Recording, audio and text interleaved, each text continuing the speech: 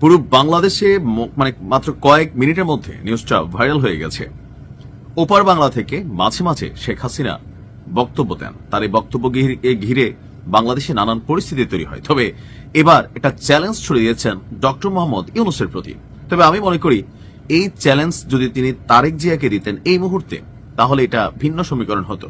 তবে তিনি চ্যালেঞ্জ দিয়েছেন জনাব ডক্টর ইউনূসকে যে ডক্টর ইউনূসের যদি সাহস থাকে ওনাকে ধরে নিয়ে আসবে, না ওইটা না। তিনি বলছেন যে যদি সাহস থাকে তাহলে আসুন আমার সাথে নির্বাচনে লড়ুন, জনগণ আপনাকে ভোট দেয় না আমাকে। এখন পাবলিক পারসেপশন কি যে এই মুহূর্তে যদি ডক্টর ইউনূস বনাম শেখ হাসিনার মধ্যে একটা নির্বাচন হয়, ব্যক্তি টু ব্যক্তি, দল না, দলের হিসাব আলাদা, তো সেই ক্ষেত্রে আসলে আপনি কাকে ভোট দিবেন কমেন্টে আপনি লিখতে পারেন। তবে এই মুহূর্তে ডক্টর মোহাম্মদ ইউনূসের প্রতি বাংলাদেশের জনগণের একটা বড় অংশ, আওয়ামী লীগ তো আগে থেকে বিগড়ে আছে, এনসিপিও কিছুটা বিগড়ানো, বিএনপি তারাও বিগড়ানো, জামাত তারাও বিগড়ানো। অর্থাৎ এই সরকারটা গঠিত হবার পরে ডক্টর মোহাম্মদ ইউনূসের যে বন্ধন, এটা একসময় এনসিপির সাথে খুবই শক্ত ছিল, পরের বার আমরা দেখলাম জামাতের সাথে শক্ত, সর্বশেষ শেষে তিনি বিএনপির সাথে একটা শক্ত বন্ধনে আবদ্ধ হয়েছেন। ইভেন যে ডক্টর মোহাম্মদ ইউনূসকে 18 মাস আগে মানুষ অনেক ধরনের পজিটিভ কথা বলতো, অনলাইন কিংরা পজিটিভ কথা বলতো, 18 মাসের মধ্যে ওনার অবস্থানটা অনেক নিচে চলে গেছে। এটার মূল কারণ কি? একটা কথা বলি, খেয়াল রাখেন, যিনি ক্ষমতায় থাকেন তিনি সবসময় প্রশ্নবিদ্ধ হন, তাকে নিয়ে আলোচনা হয়, সমালোচনা হয়, তার কাছে পুরো জাতির আবদার থাকে, সেটা হোক ন্যায় বিচার থেকে শুরু করে চাল ডাল বিড়ি সিগারেটের দাম থেকে শুরু করে সবকিছুই। এখন একজন রাষ্ট্রপ্রধানের পক্ষে বাংলাদেশের মতন অনুন্নত একটা দেশে সবকিছু আসলে পূরণ করা সম্ভব হয় না।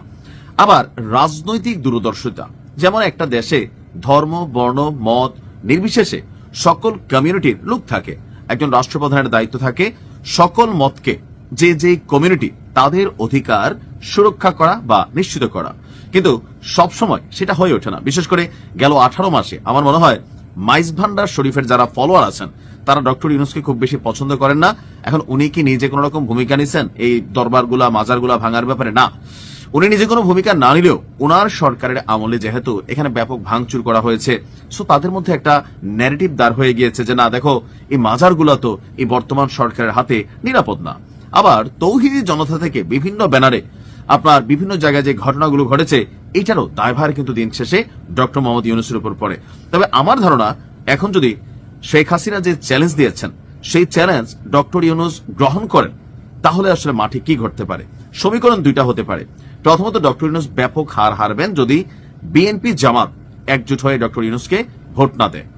আবার আরেকটা বিষয় হচ্ছে এই মুহূর্তে বাংলাদেশে আওয়ামী লীগের ইস্যুতে অনেক ধরনের সিম্পেথি আছে, বক্তব্য আছে, কিন্তু যখনই শেখ হাসিনার ইস্যু আসে তখন আমি দেখছি যে আপনার দলগুলো যতই বিচ্ছিন্ন থাকুক তারা একত্রিত হয়ে যায়। অর্থাৎ তারা নিজেরা মারামারি করবে, লড়াই করবে, ঝগড়া করবে, কিন্তু শেখ হাসিনার রিপ্লেসমেন্ট এখানে আনবে বা শেখ হাসিনাকে রিপ্লেসমেন্ট হিসেবে বাংলাদেশে রাজনীতি করতে দিবে, আওয়ামী লীগকে রাজনীতি করতে দিবে, এই পারসেপশনে সবার মধ্যে আবার দেখছি আমি সহমত হয়ে যায়। অর্থাৎ যেই ইস্যুটা আওয়ামী লীগ ছাড়া মুক্তিযুদ্ধ, 71, রাজাকার, চাঁদাবাজি, বিভিন্ন ইস্যুতে আপনার ব্যাংক ঋণ খেলাপি, মনোনয়ন, এগুলো নিয়ে সবার মধ্যে লড়াই টড়াই হচ্ছে, কিন্তু যখন আওয়ামী লীগ ইস্যু আসে তখন সবাই একমত হয়ে যায়। তো শেখ হাসিনা এই মুহূর্তে যে চ্যালেঞ্জটা দিয়েছেন, সার্বিকভাবে ক্যালকুলেশন করলে রাজনৈতিক দলগুলো একত্রিত হয়ে যাবে আর সেখানে তারা ডক্টর ইউনূসকে ভোট দেবে, শেখ হাসিনাকে না। কারণ ভোটটা তো আর জনগণই দিবে, তাই না? এখন জনগণের মধ্যে একটা বড় অংশ, যেহেতু মাত্র 18 মাস হয়েছে, আওয়ামী লীগ সম্পর্কে এখনো অনেক ধরনের নেগেটিভিটি জনগণের মাথায় কিন্তু রয়ে গেছে। এখন ডক্টর ইউনূসকে অপছন্দ করে সেটা একরকম হতে পারে, বাট রাইট নাও রাজনৈতিক দলগুলো কোনোভাবেই এই ধরনের চ্যালেঞ্জে ডক্টর ইউনূসকে যেতে দিবে না। আর যদি যায়ও তাহলে একটা ডিজাইন করে পাঠাবে যে আপনি যান, লড়াইটা করেন, আমরা আপনাকে ভোট দিব। আবার ব্যতিক্রম হতে পারে যে কোনো রাজনৈতিক দল, বিশেষ করে জামাত বিএনপি, দুই দল যদি জোট না থাকে ডক্টর ইউনূসকে ভোট দেওয়ার পক্ষে, তাহলে সমীকরণ ভিন্ন হয়ে যাবে। তো আপনার কি মনে হয় যে শেখ হাসিনা যে চ্যালেঞ্জ দিয়েছেন এই চ্যালেঞ্জে আসলে কে জিতবে? কমেন্টে লিখতে পারেন। ভালো থাকুন, আসসালামু আলাইকুম।